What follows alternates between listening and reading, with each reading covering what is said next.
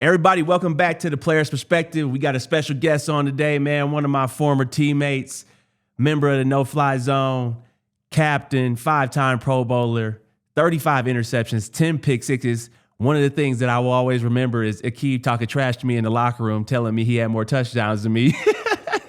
And still, I played 8 years, but he still got more touchdowns than me. But that just shows the type of ball skills that he had, what type of player he was, how smart he was, man. Lee, man, welcome to the show, brother. Great to see you, dog. Benny, what's going on, my boy? How you? I'm chilling, man. It's good to see you, fam. We about to have the 10-year reunion of the Super Bowl 50 team, man. I'm looking forward Yes, to sir. seeing you and the rest of the squad. Just had Chris Harris on, man. We chopping Oh up yeah, about you, and I was like, man, I got to reach out to Talib, man. I haven't talked to him in a while, man. Tell me what's good, man, with you. man. Same old, man. I'm out here grinding, still grinding. Football, man. I got 3 nephews, 2 sons. I'm up here with one of my nephews right now. That's why I'm sorry I couldn't do it in a nice setting like you. You know what I'm saying? But I'm on the move. Nephew home from college, getting his workout in. I wanted to come tap in, make sure everything was good up here, man. So just grinding, man. Just grinding. Love to see it, man. Are you you coaching? Are you coaching? Are you coaching the kids or just training? I'm coaching the little ones, the 12-year-olds who I was coaching. They going to middle school now, so I ain't really got to coach them. Just a little extra training with them boys. I'm actually coaching my 7-year-olds, his little tackle team. This will be their first year playing tackle. I'm gonna coach that team. And then the other one's high school. This one is college. He went to Oklahoma State, left there in the portal, went to Charlotte. You know what I'm saying? So I'm coaching the little ones, training the old ones, baby. Love it, love it. And I know you for sure installing the mentality. That's one of the things that always stood about you, bruh. Always a dog. Tell me about just the mentality that you were installing into your little ones, and then the 12-year-olds, and then also your nephew that's in college.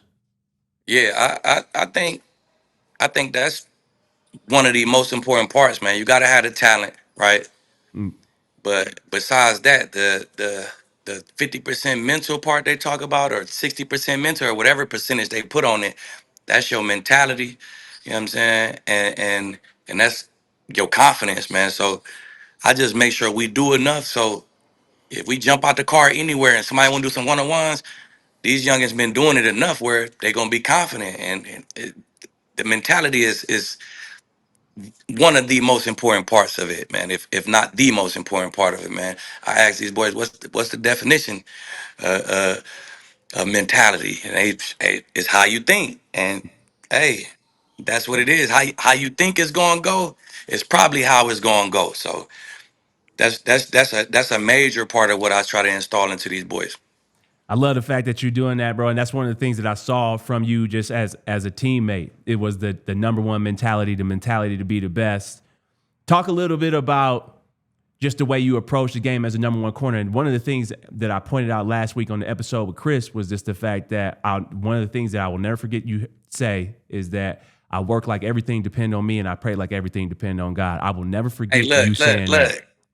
That's my favorite quote. I got that from my mother, man, and that's what it is. That's what I'm telling these youngins right now. We gonna work like everything depend on you, and we gonna pray like it depend on God, man. That's what we hang our hat on. But just being the number one corner, man, I approach the game like I'm gonna be one of the major pieces of this puzzle, man. The quarterback is gonna be a major piece. Uh, that leader, that dog on defense, whoever that Dennis Rodman type guy, he gonna be a major piece because he gonna kind of bring the dog to the team. He gonna shape the confidence of the team. If they got a Jamar Chase or somebody who's gonna be like, man, what's happening? Like somebody got to approach that guy, willing to take on this challenge, right? You know what I'm saying? Uh, So that's all I wanted to do, man. I wanted to prepare and prepare and prepare so I could be the one to take on that challenge, man. So I ain't turning down no challenges, and as a number one corner, I think that's one of the major parts of it. You got to accept all challenges, baby. Win, lose or draw, you got to accept it, man, and be good with the results. So you better prepare like that. 100%. But you brought that too, even to the practice field. I was an undrafted rookie and I signed the same year you signed in free Yeah. agency. And I'll never forget that first OTA practice. The Broncos got OTA starting next week. But that OTA practice, I feel like you and Emmanuel, obviously it was friendly competition, but y'all got into it the first practice to set the Yeah. tone. Like, hey, bro, I'm here to win a Super Bowl and so are you. Talk a little bit Right. about like It's bringing that to practice. man, it's practice. So when we talk about mentality, when we talk about how you think, you, you don't just turn it on. It's just like your speed, just like your hand. You got to practice it, right? Yeah. So whether we was in the locker room hooping on a trash can or playing cards, or I'm practicing my mentality. I'm ultra confident. I'm highly confident, man, and highly competitive, no matter what I'm doing, because I'm always training that mentality, man. And that's just what you got to do. It's not going to just turn on and turn off, man. You got to practice it just like you practice everything else. So what other bet what other better place to practice it than in practice? You know what I'm saying? So I'm gonna talk noise to Peyton and put the spotlight on me and one-on-ones, and you know what I'm saying, just to make sure that I'm ready for it when it happened in the game. 1000%, man. Talk a little bit about your favorite memories as no fly zone leader, man, vocal leader. I definitely remember there's a level of accountability. I remember you and TJ going at Oh it, yeah. heated in practice about different coverages and how y'all wanted to guard something, but it wasn't like, oh no, bro, you wrong. Like it was like, nah, bro, like let's make sure we got this together so when we go out there, Yeah. we on the same page. Yeah, some of my best memories, man, is stopping meetings. Coach Joe, hold on, man. We need to take a 5 minute break, roll back, sleep, bro. And I'm just gonna hold everybody accountable. You know what I'm saying? If I'm late, they doing the same thing to me, and I think that's what form a good group, man. We're not trying to hit the field with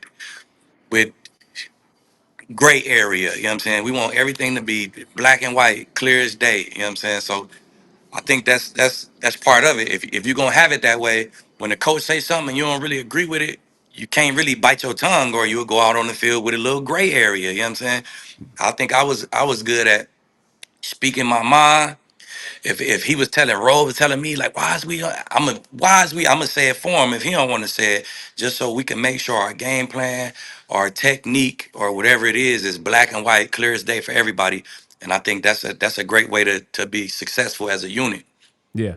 Favorite memory just competing with Peyton in practice. Uh, I think one of the memory I always remember is one time we went out there and we just said like, "Hey, it's walkthrough. We gonna knock all paying passes down," and we just pissed him off. We pissed him off to the point where he just stopped throwing it. He just and just stopped throwing the ball around. You know what I'm saying? So that's just how competitive we was, how competitive he was. He didn't want to see his balls getting knocked down in walkthroughs, and we didn't want to see the ball getting caught us on the walkthrough. So hey, don't throw it then. You know what I'm Yeah. saying? Just go through your reads and don't throw it. So I specifically remember one of those walkthroughs where Peyton was kind of pissed at us for that. Yeah. Man, you've been on some real competitive teams, man. You obviously New England, then coming here and us winning the Yep. AFC West, winning the Super Bowl, and then going back to the Super Bowl with the Rams. I tell Yep. people all the time, people always talk about, oh, practice was like a game. In Denver, when I was playing against y'all, it really was like a game. And I went to other teams and they didn't take it that serious. Talk a little Right. bit about that mentality that you either learned from the Patriots, or was it something that you just had when you first got drafted, or you've had a long time, just bringing that type of competitiveness to games or practices? I think I always had it, man. If you ask my high school coach, man, if you ask Bill, if you ask Coob, if you ask Wade, like, what's one of the best things y'all like about Keeb? I guarantee you, all of them say something about practice. Like, hey, the way he practiced, he makes it competitive. If RIP, rest in peace, my boy DT was kind of having one of them lazy days. Oh, then I'm gonna talk. Hey, He hey, was on it. caught a lot of man. I caught a lot of man, coach. He don't feel like practicing today. I'm gonna choke him out. I'm gonna just trying to talk noise to him to kind of make him say, bro, you got me messed up, bro, and like kind of raise the level of that practice. I feel like I just knew how to bring it out of guys by talking and being a little chippy. And I don't know what it was, man. Something about me in practice is that's just something God gave me, man, because I feel like I've been doing it since basketball way in fourth grade and stuff. You know what I'm saying? If I'm going to be good in the game, I had to do it in practice, man. I'm like I said, I'm working on that confidence. I'm working on that mentality. This is how I want to play in the game. So what better place to practice it than in practice? So it's just something I always hung my hat on, man. I got to be the one. If it's flat out here, let me be the one to raise it up. And if it's cracking out here, I'm excited. I'm gonna be a part of that. I can definitely remember you saying that, like you said, to DT, you would do that in the Yeah, weight room. You would get and then you get all the DBs riled up, and then practice. right. Now it's on, like, and everybody want to be Exactly, a part of exactly, it. man.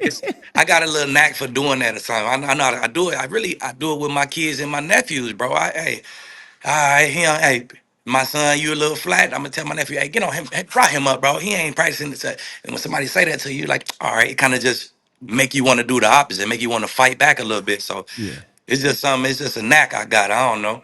Love it, bro.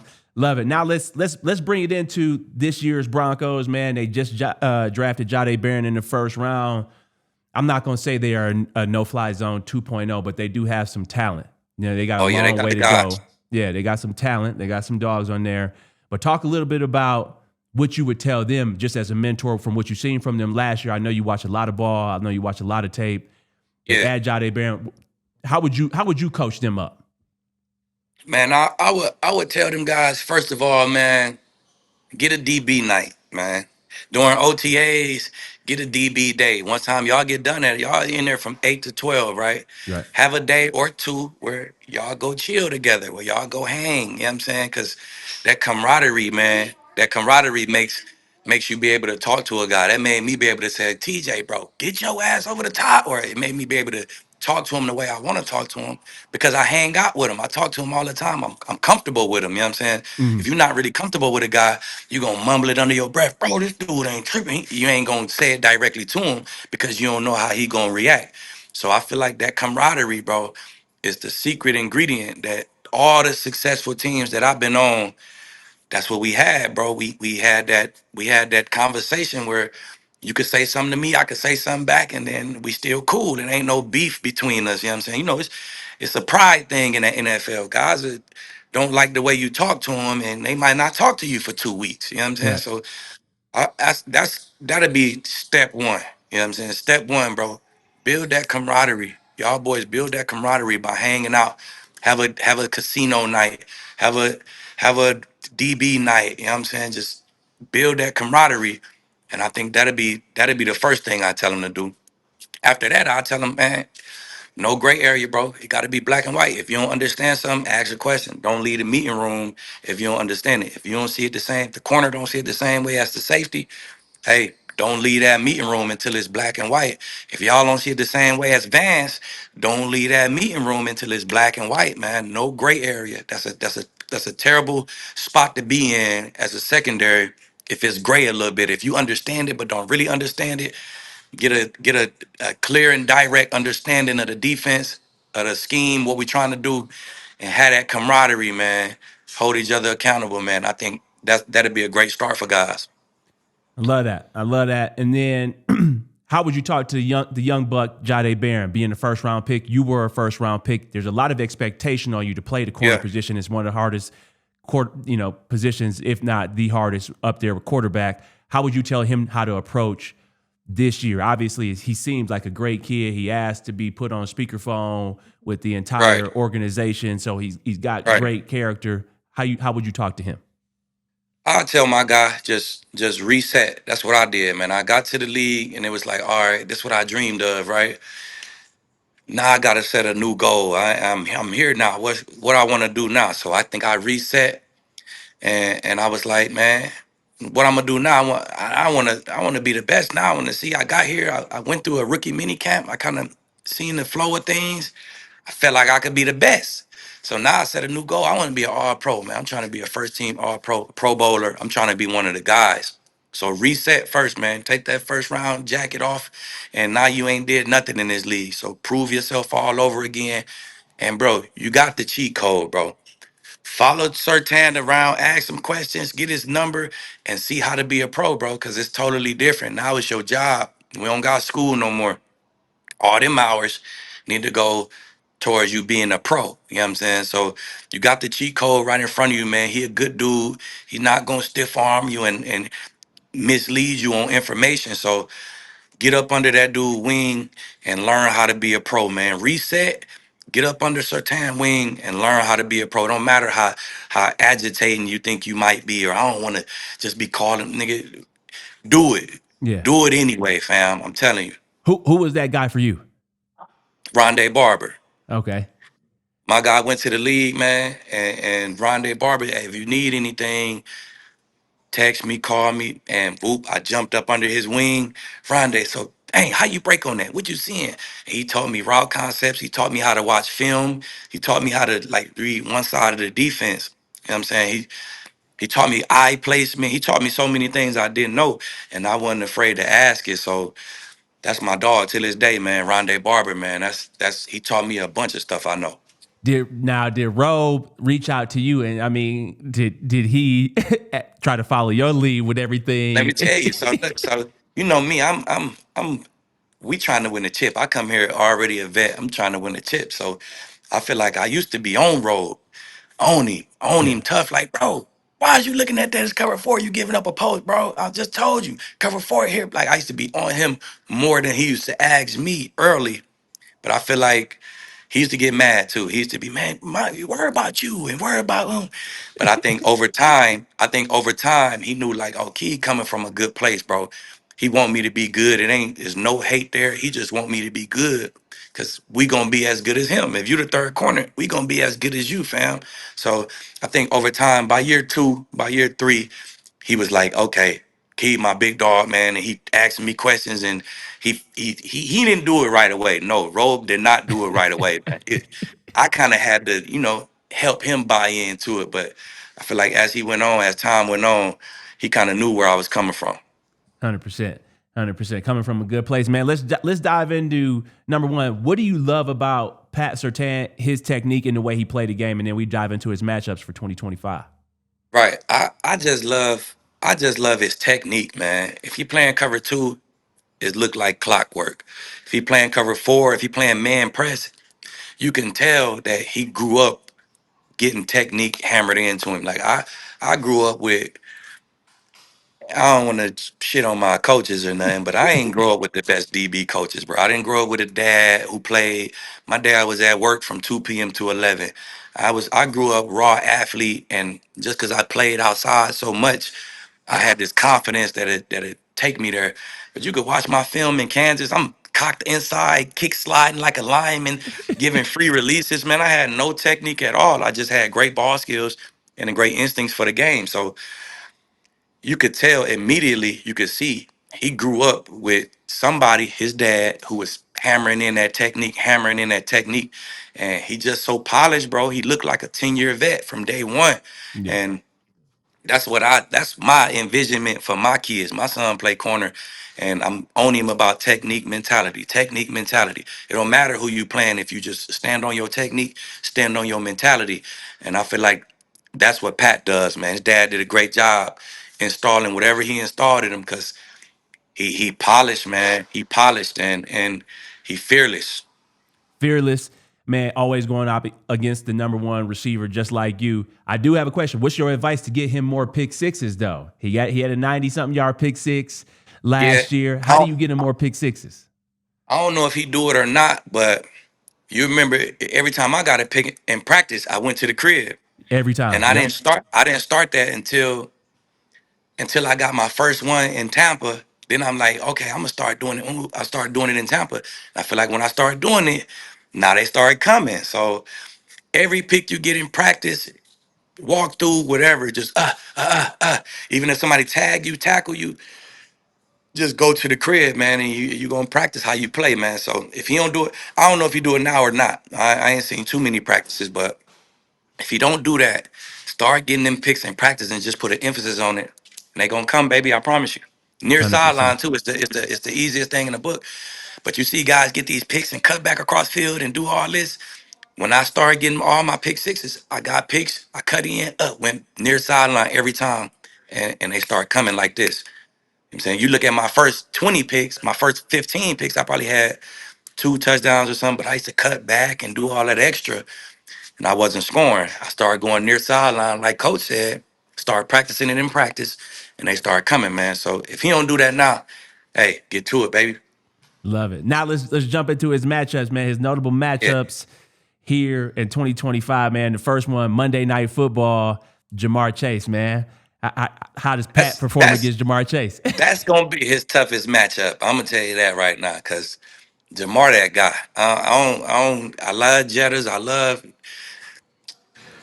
I love the guys in the league, man. But top dog in the league, the number one hardest cover in the league right now is Jamar Chase, man. The size, the speed, the break tackle, the ball skills, it's all there. The route running, it's all there. So right out the gate, I think he get his toughest matchup. But Pat is Pat, man. I think it'll be a great matchup. It's Monday night. It'll be the only game on TV. So they both better bring it, man. That's my favorite corner, and that's my favorite receiver. So I'm ready to see it. Who does Jamar Chase remind you of that you played against that you had a battle with? To me, Jamar Chase is like a big AB almost, and he like a big. To me, it's twitchy, it's great routes. It's as soon as he catch it, he upfield. It's not here running back. And I feel like that's how AB was. And quiet as kept, AB had great ball skills. Yeah. He a little bigger than AB, and he got them ball skills, man. So to me, he is a 6'1 and a half, 6'2" AB. Week 5, the next week, bro, is AJ Brown. AJ Brown, Super Bowl champs. Yeah, They, defending Super Bowl champs. They got him on the road. How you think Pat yeah. shows up in that matchup? The one matchup, that first matchup is I think Pat gonna do his thing, but like I said, Jamar dog. The rest of these guys, man, hey, I don't think they could do nothing with Pat, man. I'm talking about it's everybody's missing something, Yeah. and he gonna dominate that. Put it like that. So he dominated That'll that be one. AJ. He dominate that one. Go to the next one. Garrett Wilson, week 6. Garrett Wilson a little twitchy. He a more twitchy guy. You know what I'm saying? With me, I always had a little. My toughest coverage was the smaller, twitchier guys. It wasn't Julio. It wasn't AJ Green. It wasn't the bigger. It wasn't Megatron. It wasn't the bigger guys. It was the smaller, twitchier guys who kind of gave me a problem. Now we'll see. We'll see how Pat do against him. But I think he'd be good. Pat got way better technique than I had. So that'll help you with them smaller, twitchier guys, man. But I could see Garrett creating some type of problem with just the route running, the quickness. I think he already strapped him before, if I'm not mistaken. So Yeah, I think last year. yeah, last year Yeah. I think he already strapped him. So he already got a whole game to work off of. So I think he'll be just fine. Yeah, I Young give him a Buck, few underneath catches. He'll tackle him, get him on the ground. He'll be just fine. them 5-yard catches. Yeah, them little baby ones that you let him get. Next week is Malik Neighbors, young Buck coming out of LSU. Now, Malik. I call Malik Little Jamar. He's a little Jamar. They kind of the same built. They kind of got the same game, in my opinion. You know what I'm saying? But I don't know if he polished enough as Jamar. So I think he control his own, man. Malik Neighbors explosive. He might get something quick and get some screen yards or something, but I don't think he'd go up top on him. And he's not as shifty as them little guys. He's shifty, but not as much as like Garrett Wilson and them little guys. So Yeah. Pat'd be just fine. Then week 8, we got CD Lamb, and then they just obviously added George Pickens. So Yeah. Pat's matchup against CD, and then overall the DB room in Denver versus the receiver room now in Dallas. Yeah, that can go a couple ways, man. They might just throw Pat on Pickens and double CD when they play man, you know what I'm saying? Mm, Or they could just put him on CD. That can go two different ways, but I think Pickens is a tougher cover than people give him credit for, man. To me, if I got one ball to throw and it's a 50-50 ball 1-on-1 and I get to pick one receiver, I might pick Pickens out of everybody really? because them ball skills is top notch, bro. Them ball skills that Pickens got is top notch and his hands is top notch, man. So he a tougher cover than people give him credit for. But I think no matter how you do it, man, Pat gonna be good versus both of those guys, man. I feel like his mentality, CD, my guy, I love CD Lamb, but and George, but I think Pat just more of a dog. He more of a dog, man. He got a stronger, not saying they whiny guys, but he got a stronger, non-whiny mentality. Yeah. The next week after that is Nico Collins. Nico too big, man. Pat gonna dominate big guy. If you ain't got Strap. that twitch, bro, strap. Pat gonna dominate bigger, slower guys. That's right up his alley, bro. He gonna dominate you.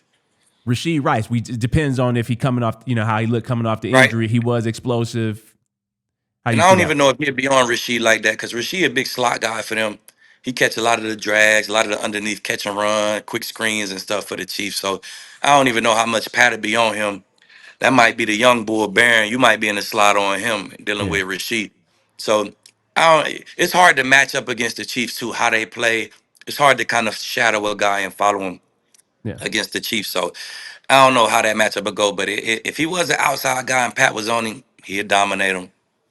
Terry McLaurin, a route runner. A little bit Now, see, that was shiftier. another smaller, shifty, and he got that gas too. So Yeah, I feel like them kind of guys, Pat like me, he'd be taller than me, a bigger guy. So I feel like those kind of guys, the Garrett, the Terry, them kind of guys present a tougher matchup just because the size different, the quickness difference. You know what I'm saying? yeah. And then we got week 16, Brian Thomas from the Jags, LSU kid, or Travis Hunter. Yeah. What'd you think there? I seen Travis 2 times in person, man, and it was impressive, bro. Is he bigger than you think? And the short space quickness and that burst is all pro like, bro. I seen it live, and I'm a believer in him. But I think he's gonna have some work to do just to you going against pro corners and stuff now. So it'll probably be the other guy, and he kind of remind me of AJ a little bit. He kind of that AJ kind of guy to me. So I don't know if the route running is there to present enough of a problem for him. So he'll be just fine against the Jags. What and this is random question. So we got all through Pat's matchups, but how do you think rookie year for Travis Hunter does go? Just because this is a Colorado show, how do you Yeah, feel like it goes? Do you feel like he has that opportunity maybe one day down the road to be an MVP because he is playing both sides of the ball? man. I think he does, man. I think Travis come real raw route running, but just his playmaking skills and his confidence, his playmaking ability is going to give him the rookie of the year. I think he come get a band, 10 touchdowns, and he going to touch the ball on defense too. They going to make him learn the whole offense. It's easier to learn the defense. They're going to ease him in on defense. Third down, we playing man go. Red zone, we playing cover for you on the outside, go. You know what I'm saying? So I think they ease him in on defense. He going to play a lot more two ways, both ways than people think. And I think he take the offensive rookie of the year for sure. Couple more questions, bro. Really appreciate that's an incredible answer. I think he's going to be incredible, man. 1,000 yards though. That's as a rookie. They gonna feed him. They gonna feed him. And when you got the discipline tag, now how you in football, some guys got the speed. They got the shoe next to him. They got the speed. Or he got the lock next to him. He a lockdown. Yeah, Travis gonna have that discipline. It's like a whatever you would put a belt, right? Like you getting a whooping, a belt next to his name because he got the discipline, bro. Don't drink, don't smoke. He gonna take care of his body. He gonna go to bed. So he gonna play the whole season just because he don't got the vices that everybody else in the league has. You know what I'm saying? yeah, And he worked so hard, bro. He got a good quarterback. Trevor could spin it. yeah. Thomas gonna get the attention. He gonna be like the number 2 guy in a sense. He gonna go crazy, bro. I'm telling you. It's gonna be cool to see, bro. Put your captain hat on real quick. Put yourself in the Broncos locker room. How do we close the gap against the Chiefs, bro? Because the mentality that you would have going into that game, Yeah, how are you approaching that conversation in terms of the way we play Kansas City? Chris on the show last week was like, "Hey man, somebody got to go hit him." We sent in a message, and I know that's something exactly. that you would do right away. Super Bowl, you sent a message on the first drive of the game. There are certain games I play with you. You just let everybody Hey, know, "Hey, this is what I'm on." nuts got to be to the floor, man. You can't be scared to play man against them. A lot of teams get scared to play man against them, and that's when Pat do what he do. So we got the DBs to play man against them. We got the rush, blitz the hell out of them, hit them, create turnovers, bro. If we don't come out with 2 turnovers, we ain't gonna win. Hmm. If we don't come out with 2 turnovers, we're not gonna win. We're gonna have to, like Chris said, we gotta lead the game with 2 personal fouls. We gotta set the tempo as we the big dogs, but we gotta play man. We gotta blitz them and we gotta hit them, bro. That's how we got through Tom. That's how we got through the teams who we got through. Who the cold quarterbacks who we got through. We dropped our nuts.